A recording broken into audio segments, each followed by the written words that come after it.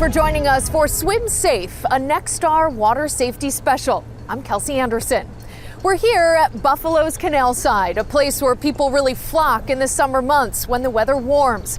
But it also brings water safety to top of mind. In the next 30 minutes, we'll hear from experts on how to swim safely at any age, any ability, and in any environment. We'll start at the YMCA, a place where people are learning how to swim every single day. I was a complete beginner. I was scared to put my face in the water. That's how I started. Wow. And now I can jump into the deep end and swim multiple laps. 8 months ago, after a disappointing trip to Florida where she couldn't snorkel with her family, Anita Belachandran signed up for swim lessons at the YMCA. She was in her mid-40s. She got placed with instructor Bill Westner. And when I told Bill the first class that I'm a little embarrassed, I'm starting to swim in my 40s, he said, I've taught 80-year-olds to swim. You're very young. We tend to build things up in our heads and build bigger barriers than there really are. So I try to help break through all of that, and I've had a lot of success with that. He encourages you a lot. It's a very positive environment. So that helped a lot. Today, she's able to jump in the deep end and do all the major strokes except butterfly, but she has the dolphin kick down. This adult Tuesday night class is one of 250 YMCA swim lessons in Erie and Niagara counties. And there are thousands across the U.S. at the nearly 3,000 Ys nationwide. So we start off as young as 6 months. That's going to be with our parent and child classes up to age 3. Then we're going to transition into preschool offerings for 3 to 5-year-olds, segue into youth lessons, 5 to 13. And then from there we go, teens and adults kind of combine together upwards. So looking as young as 6 months, we've taught swim lessons to individuals in their 70s and 80s, so a very wide array. And at the Y, there's an emphasis now on adding more classes for people of different abilities. People with autism can sign up for an awesome swimmers class. There are adaptive lessons as well. Behind us here at Independent Health, we have a zero-depth pool, which is very easily accessible. On your left here, we have a couple aquatic wheelchairs for access there, as well as some chair lifts in case if we needed some different forms of mobility access into the pool area. What's great about the pool is it provides buoyancy, so once we're in the water, it's definitely beneficial, gives individuals more range of motion. Water is a great, in a way, it's an equalizer, I guess. You know, we can all learn to float and to hopefully propel yourself through the water. It depends on, you know, what the needs are for that adaptive student. For all ages and all abilities, the Y puts a focus on teaching all to swim in an effort to prevent drownings. They also train lifeguards. We look at swim lessons as an integral part for reducing drowning, as well as supervision with providing lifeguards, safe access to swimming pools, but also the YMCA having the resources to provide formalized training for lifeguards, swim instructors, etc. From being scared of the water to now gliding with ease between these lanes, Belachandran learned a life-saving skill while also proving you're never too old to learn something new. I'm glad I learned it. Number 2, I love the water. It's so much fun. So that's what I'm planning to come for a few more months, and then my goal is to be able to swim laps for exercise. My 16-year-old is a lifeguard. So I'm hoping I made her proud, finally, that her mom can swim.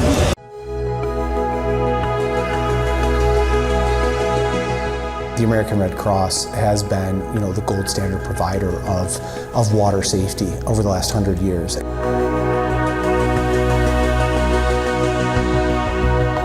It is the leading cause of death for children ages 1 to 4 and the second leading cause of unintentional death for children ages 5 to 14.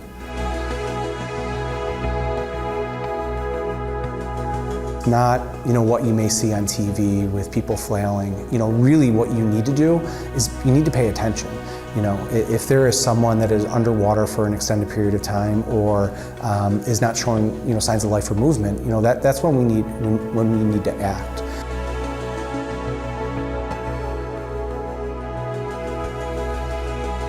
You go to redcross.org, you can find a catalog of all the classes that we offer, especially our lifeguarding courses. But the Red Cross also partners with other organizations, with YMCAs, JCCs. We're out in the community and making sure that people have the ability to not only learn to swim, but can become a certified lifeguard, and they can be that water watcher, and they can be, that person that's helping keep people safe in aquatics environments.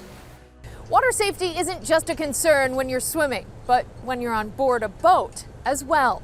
Patrick Ryan spoke with law enforcement about best practices when on board or while driving a boat. With the warmer weather, that means more and more people are going to be drawn to the wonder of the water. And in Niagara County, the Sheriff's Office is responsible for patrolling 58 miles of shoreline. The Niagara County Sheriff's Office Marine One is back in the water for the season. Captain Thomas Huff tells us this is just one of 3 boats the Sheriff's Office operates. He says it can get busy, weather depending. Between Memorial Day, 4th of July, and then Labor Day, there's some pretty busy days out here on the water. As boaters look to launch for the season, Huff says know the water you're operating in. He says it's important to have the proper safety equipment and enough life vests on board. It's really important that people pay attention to the rules, that they know the rules, and that they have the proper equipment. Huff says the Sheriff's Office does boat inspections. He says that includes making sure operators are certified and that required safety equipment is on board. Meantime, Huff says don't operate while you're under the influence. It's every bit as dangerous out here as it is on the roads. It's the same legal limits. You're not allowed to have so much alcohol in your system that you register at 0.08 or greater. All the laws are the same. Different consequences, but still, the biggest priority is to make sure that you're safe. Reporting, I'm Patrick Ryan.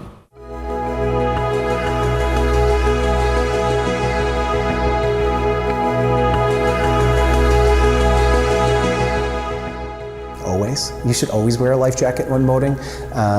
It's always important to be safe.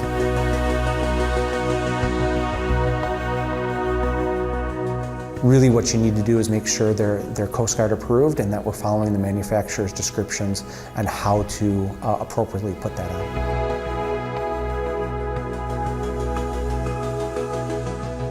It's an extra set of eyes. Even in situations where we have certified lifeguards that are in charge, having those extra set of eyes, having other individuals that are paying attention, it's so important. Even if you find yourself, in an aquatics environment that is doing swim lessons and is actively guarded, a lot of times what you may see on that pool deck is parents with their cell phones and, whether it's looking through Instagram or Facebook or, reading an email, they may not be actively watching that swimmer. Again, even if we have those certified lifeguards that are on the deck, have an extra set of eyes, can provide that extra layer of protection, which is so critical and important when you're dealing with, an environment like an aquatic space. We say in our lifeguard standards, you got 10 seconds to be able to scan your area that you're in, and then 10 seconds to respond. So, if someone is struggling, it should be no more than 20 seconds it should take to have action. Think about that when you're in your pools. Are we scanning every 10 seconds our full backyard pool or the body of water that our friends or children that are in? And do I have the ability to get to them within 10 seconds if something were to go wrong?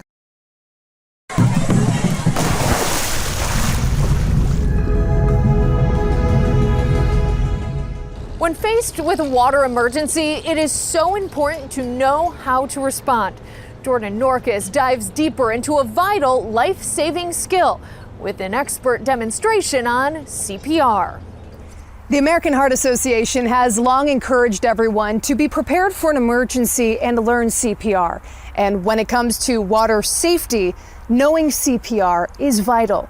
To tell us everything you need to know right now, we are joined by an American Heart Association certified CPR instructor, Alik Matthews. Alik, thank you so much for joining us. Thank you for having me, Jordan. Why is CPR so crucial? It is the difference between life and death. We want to encourage everyone to know CPR. on an act in a drowning emergency, be prepared and understand how to do and save someone's life. So people may see, there's been a push to learn hands-only CPR, but when it comes to water and drowning, CPR may look a little different. Maybe explain some of that. Absolutely. So with the traditional sudden cardiac arrest, your heart stops, and that kind of shuts everything down. When you go into sudden cardiac arrest related to drowning, typically you stop breathing first because you're submerged in water. Once that happens, your heart stops after that. So it's a lot more important that we give these rescue breaths than someone who has drowned recently. All right, so without further ado, Alik is going to give us a demonstration. Let's get right to it. I'll let you lead the way. Yeah. So first and most important, we always have to verify scene safety. You don't want to end up a victim trying to help a victim, right? So once you do approach your victim, you want to get down and tap and shout. Hey, are you okay? Are you okay? What we're doing is we're checking for responsiveness and seeing if our victim actually wakes up. If they don't wake up, it is already a medical emergency and we need to get some help. We simply yell for help, say, hey, so I need some help. And once someone does arrive, you assign it to someone. I say, you call 911. Okay, don't just say someone call it, assign it to someone specifically, right? So tell them to call 911, and what you're gonna do next after that is you're gonna assess your victim. Check and see if the victim is actually breathing or not. We do something called the look and listen method. We go down to the chest, and you scan for chest rise and chest fall. This indicates that your victim is breathing. If you notice gasping, this is not normal and your victim is not breathing. Anytime we have someone who has recently drowned and are unresponsive and not breathing, we have to start CPR immediately. Right? The way we get into CPR with a drowning victim is slightly different. Like I said, we encourage breaths first. So what we do is we give 2 breaths via mouth to mouth, and then we move into compressions, which is kind of different than a typical sudden cardiac arrest. There are 3 components to giving an effective breath. One is you want to create a good seal. The second is you want to create a good airway. And the 3 is you want to give a good breath. So to create a good seal, what we're going to do is we're going to pinch the nose shut and put our mouth over the victim's mouth. This is going to create the seal so air doesn't escape. Next, we're going to do something called the head tilt chin lift method, which is as simple as putting your hand on their head and one on the chin and lifting up. This frees up the airway and prevents the tongue from blocking it and allowing air to travel into the lungs. After that, we give an effective breath, which is just 1 breath over 1 second, just enough to see chest rise, chest fall inside the victim. I'm going to show you now. Pinch the nose, grab the chin and the head, tilt back, mouth over their mouth.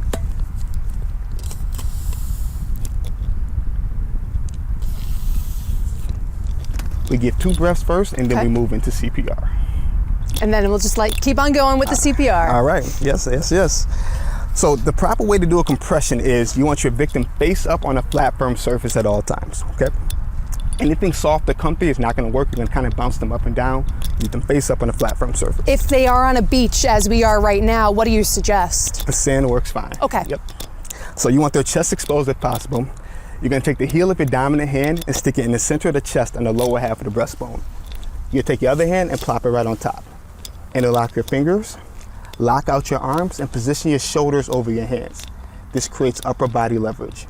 And when you're ready, you're gonna push hard, fast, and deep in the center of the chest. Just like that.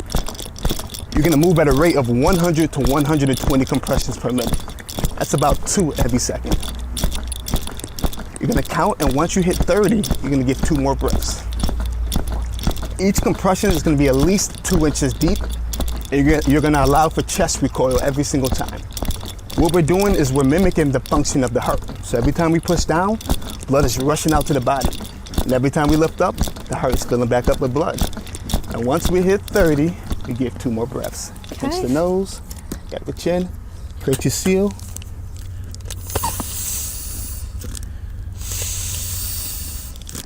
Perfect. And you could feel the chest. Yes, you can see the chest rise and chest fall. This is how you know you're giving a good breath. During the actual compression, some people may know that there are some songs that could kind of help them get that correct rhythm. Do you have some examples off the top of your head? Absolutely. The most tried and true is Staying Alive by the Bee Gees every single time.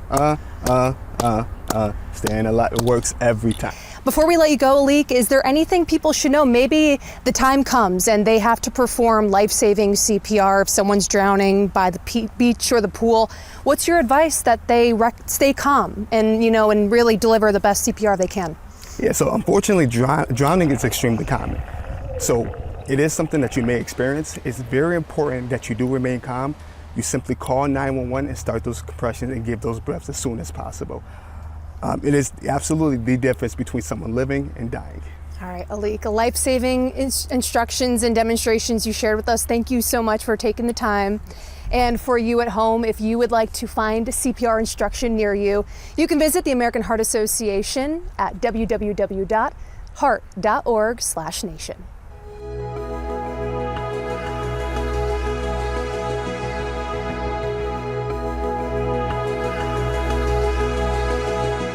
You want to try to find an object, to reach or throw. If you enter the water right away, you may be putting yourself into a dangerous situation. So if you have that ability to use a pool pole or a shepherd's hook or toss a flotation device to that individual, that's the primary thing that we want individuals to do first. We want them to reach or throw and not go.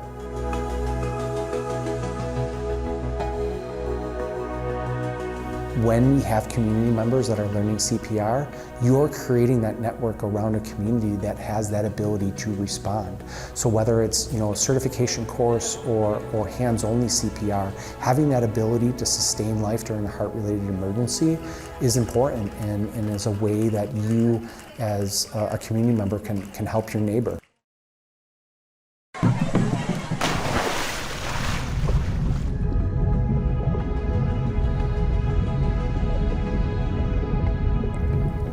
Get ready to make a splash safely. Yes, Emler swim schools have been helping people gain confidence in the water for more than 50 years. Swim lessons can start for those as young as 2 months old. And with 4 locations in the Portland and Vancouver areas, finding your swim spot is easy. So here at Emler, we do start the kiddos in our program at Bath Time Babies at 2 months old, and we start the lessons itself at 6 months. So 6 months, we really welcome them to start those lessons. We start that building confidence and getting acclimated into the water. But, we want to find a swim school that you are comfortable with, that has a really good curriculum, that you're going to be feeling safe, because you want safety to be the number one on the pool deck, making sure they have water watchers. And you want to find consistency. You've got to stay consistent with those lessons and making sure that you're going constantly so they build on that. You need to be finding progression. Oh my God, I can't recommend it enough. All of our friends and family near us were like, come to Emler. We come here every week. We've been here for years, and we're going to continue doing it even though our son is excelling. We want to continue to build off of that because it's less of a sport and it's more of a skill is what we view it as, and that's exactly what they do here. Every child should be able to learn how to go underwater, hold their breath. They need to learn how to float on their back independently. They've got to learn how to be able to get back to the wall if they fall in. Knowing how to do those things are going to make them safe in the water. Those are some of those life-saving skills that they don't need to have to be strong swimmers. Those are the little things that are going to help them build those foundations of becoming those strong swimmers. She loves it, and it makes us feel more confident. Going on vacations or just little trips over the weekend, we know that going to a pool isn't going to be something that's scary. It's going to be something that's fun, and we feel better about it. We feel safer having her in the water, knowing that she's safe. In the U.S., drowning is the number one unintentional death for kids ages 1 to 4. So the number one thing that parents and caregivers can do for those kiddos is to get them in swim lessons. With 50 years of experience of this curriculum, it works, it's effective. We're built with love and safety in mind for every child, every time. So if you want to come out and see us, we do a free trial for every child when they first want to start. We're over in Washington Square, Tanasbourne, Martin Ozzie. We're over in Hazeldale for our newest location. We want you guys to come out and see us. So go to emlerswimschool.com, join us. Come check out our new sites. They're beautiful, warm pools. The kids will not be cold, I promise. Just come and have fun. Splash in our pools. All right, let's start practicing. I'll race you to the water. Learn more at emlerswimschool.com. Trusted for 50 years, skills that last a lifetime.